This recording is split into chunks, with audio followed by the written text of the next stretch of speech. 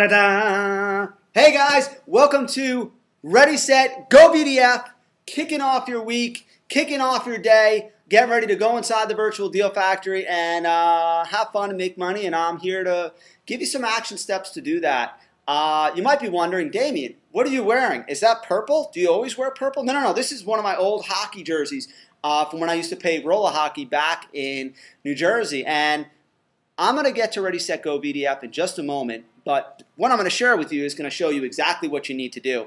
It's going to have to do with hockey, so maybe you like hockey, maybe you don't, but I hope you'll stick with me on this. So check this out. I played roller hockey for about 7-8 years, and actually, you may not know this, but one of the closest friends I ever played with and the best line mates I ever had was my own REI automation specialist, Lou Cazolino. You know, if you've ever been to any of our special events or you've worked with us before, you know Lou Caz is my right-hand man now, and actually, we didn't start out working together. We started out as hockey line mates, as defensemen, back when we used to play Monday Night Roller Hockey League back in New Jersey.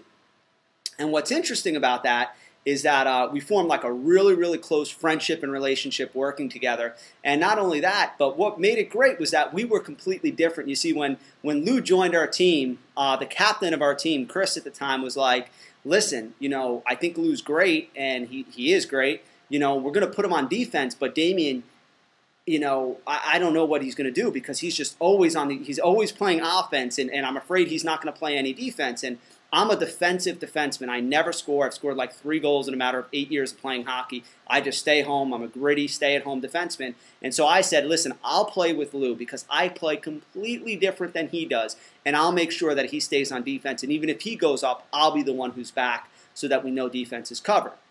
And we did, and it worked fantastic. Our first season together, we won a championship. We were actually the team voted us co-MVPs, Lou and I. It's the first time there was ever a co-MVP because we just worked so well together as a team. So what does this have to do with Ready, Set, Go BDF? Well, you see, here's my goal for you this week. I want to know who's your team. You see, in the Virtual Deal Factory, it's extremely easy to build that broad network of buyers, sellers, investors, private lenders, and bird dogs, all these different people who you can work with. And that's important to have the broad group of people. Just like on my hockey team, you know, there were a lot of different people who are part of my team. But then within that, there's that tighter circle.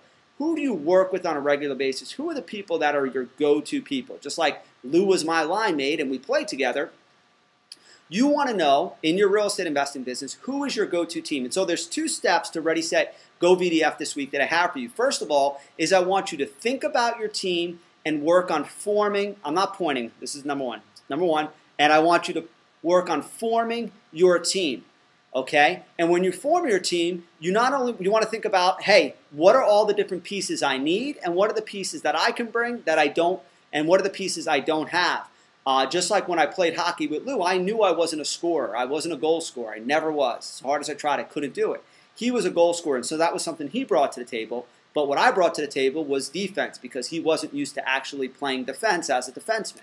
And so it worked out really well. And so on your team, maybe you're really good at understanding how to rehab a house, but you're not very good at figuring out the financing. Maybe you're very good at generating buyer leads, but you're not good at finding distressed properties.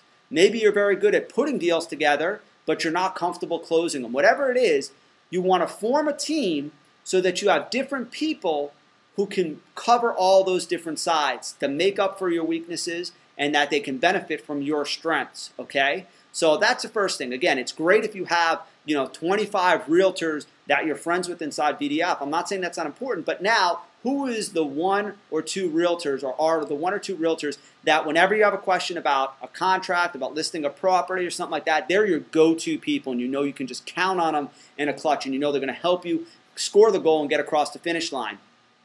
Okay, and I would definitely recommend, having someone who's a little more experienced, having someone in those different areas, and you could even maybe form a team together and say, hey, I know you're an attorney in this area, and I know you're a bird dog, and I know you do, private money. I say all of us should be a team, and you can kind of connect them and be sort of the focal point, bringing everybody together. Okay, so that's number 1. Get your team. Who's your team? You should know. I know for myself, I know that I have my team in my company. I have my business strategy team of people. I know that whenever something comes up, I immediately have a list at least 1 or 2 levels deep of people who will bring me insight and solutions to any challenges I face, and you want to do the same thing. Now, the second thing is after you create your team, you want to build and nurture your team, okay? Not just like, hey, okay, we're a team, and then you forget about them.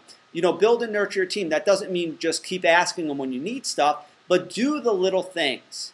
You know, it doesn't take more than $1 and a reminder note. You know, send out Christmas cards, send out Thanksgiving cards, send out 4th of July cards. Remember them on their birthday. You know, once a month, send them a little something just to let them know you're thinking about them. You read a good book, buy them a copy of the book and send it to them. Build that relationship. It's so, so important. You know, a lot of times we think, well, that person's more successful, they're more experienced, or they're more busy, so they don't really care about that stuff.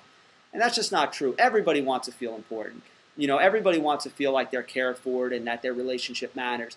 Do those little things. I've done that throughout my life. I've networked and worked with people who were far beyond where I was at the time in experience levels. And I was able to do it because I came with a positive attitude, a willingness to learn, and I was always looking to give back to them, even if it was little things. That was, you know, when I used to screenwrite, I had a buddy who was, you know, already a successful paid screenwriter, and, you know, I really didn't have a whole lot to bring to the table, but, you know, I used to do little things. He liked playing badminton, and I did too. So during the summertime, I'd be like, hey, come over. I set up the court, and I would get like steaks, and I'd barbecue, and it was something he looked forward to. And it was something, I didn't do it. I wasn't trying to bribe him, but I was just saying, hey, I want to appreciate what you do, and I want to show you that I value your time. So create your team, and then nurture it, okay? So that's what I got for you on Ready, Set, Go BDF this week.